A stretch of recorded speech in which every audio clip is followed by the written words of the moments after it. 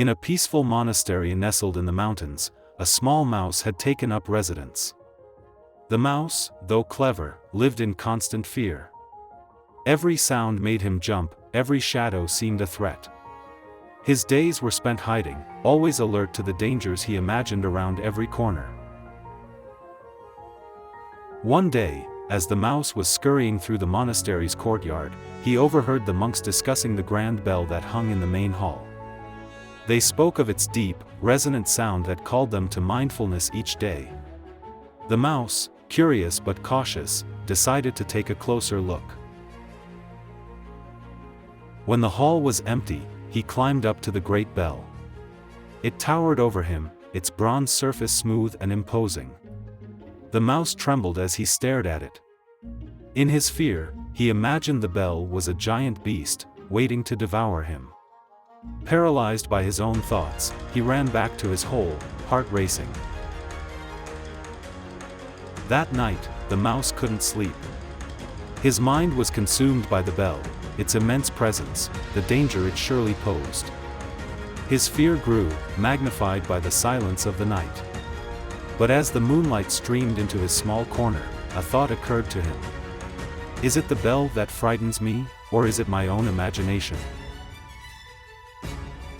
Determined to face his fear, the mouse returned to the hall the next morning.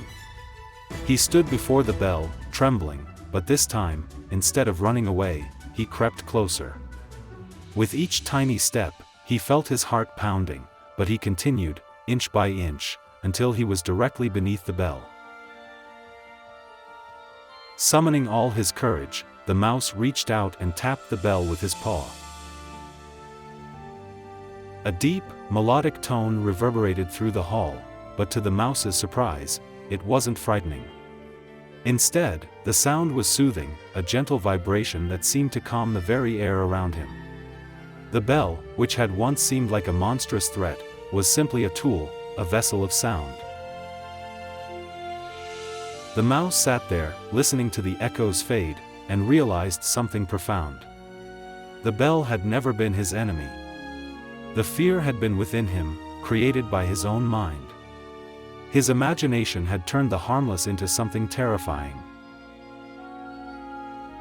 From that day forward, the mouse no longer lived in fear. He understood that much of what frightened him was not the world itself, but his own perception of it. With this new awareness, he moved freely through the monastery, no longer cowering at shadows or imagined dangers. The monks, noticing the change in the little creature, spoke of the mouse with admiration, saying, "Even the smallest among us can teach great lessons." The mouse has shown us that self-awareness is the first step to overcoming fear.